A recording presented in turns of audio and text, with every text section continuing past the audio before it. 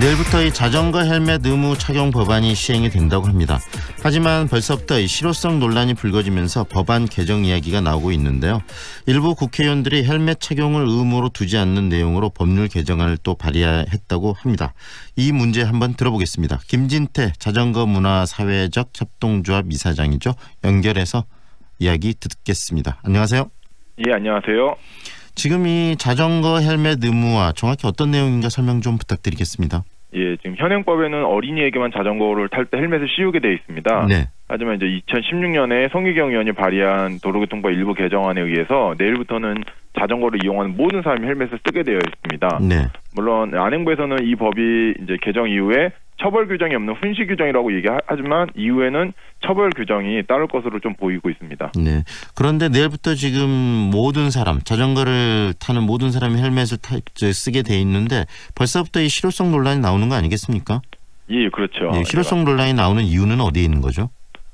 이 법안이 좀 문제가 한 몇 가지가 있습니다. 첫 번째, 네. 지금 말씀하신 대로 실효성이 좀 없다라는 훈시 규정이기 때문에 처벌 규정이 없는 것이고요. 뭐 경찰이 헬멧 안 쓰는 사람을 잡을 수 있는 근거 자체가 없는 겁니다. 두 번째는 이제 자전거 이용 활성화에 좀 저해된다는 이야기입니다.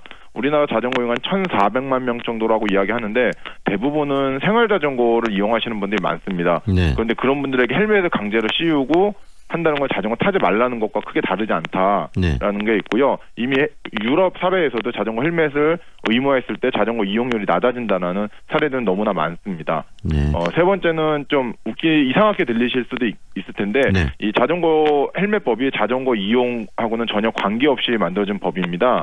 이게 이제 전기 자전거가 올해 원동기에서 자전거로 법적 성격이 바뀌게 되었습니다. 네.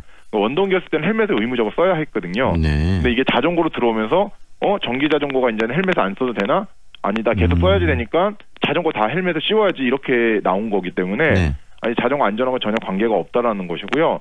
마지막으로는 좀 자전거는 헬멧이 예방 수단이긴 하지만 자전거 사고의 대부분 가해자는 자동차입니다. 네. 이 자동차에 대한 규제 없이 자전거에게 모든 책임을 좀 떠넘기는 것은 국가가 해야 할 책임을 국민에게 떠넘기는 것이 아닌가 이렇게 생각합니다. 다시 말하면은 이 자전거 사용에 대한 어떤 그 상황들을 제대로 이해하지 못한 상태에서 법안이 만들어지고 결국 통과까지 됐다는 이야기고 예. 내일부터 시행된다는 이야기 아니겠습니까? 예, 맞습니다. 그렇다면 어떤 식으로 이게 지금 재개정이 돼야 된다고 생각하시는지도 한 말씀해 주시죠.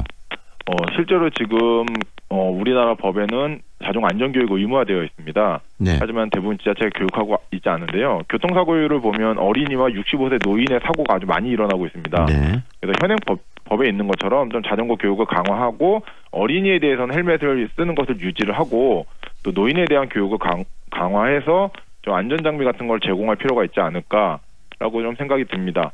그다음에 9월 21일 날 안규백 의원이 이제 자전거 헬멧 의무화 착용 수정을 법안을 제출했습니다. 네. 그래서 그 전까지는 이제 송기경 의원이 발의한 거는 자전거 의무하겠다라는 거고 이번에는 네. 착용하도록 노력한다라고 되어 있습니다.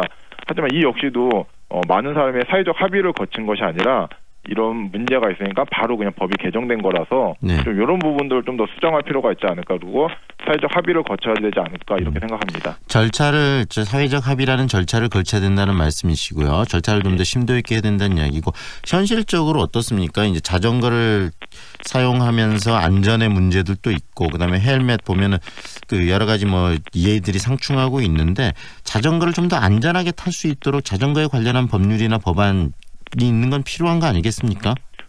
예, 말씀하신 대로 너무나 그런 것들이 필요합니다. 네. 우리나라 이제 자전거 이용 활성화에 관한 법률, 그다음에 도로교통법 등이 자전거의 안전성이라든지 자전거 이용 확대에 많은 도움이 되고 있습니다.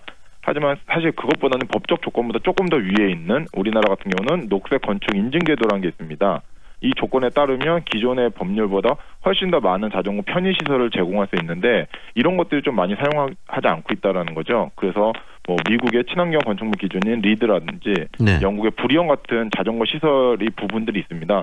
그걸 좀 벤치마킹해서 한국에 맞는 자전거 편의시설 인증제도를 좀 두면 더 좋지 않을까라고 생각이 들고 자전거 도로 포기의 문제라든지 이런 것들이 대부분 자동차 중심으로 설계가 되어 있습니다. 네네. 이런 것들 좀 자전거로 정책을 전환한 패러다임이 좀 전환이 필요하지 않을까 이렇게 생각합니다. 이번 기회에 헬멧 논란을 넘어서 좀 자전거를 편하고 안전하게 탈 수 있는 근본적인 고민들을 우리 사회가 좀 해야 될 필요성이 있겠네요.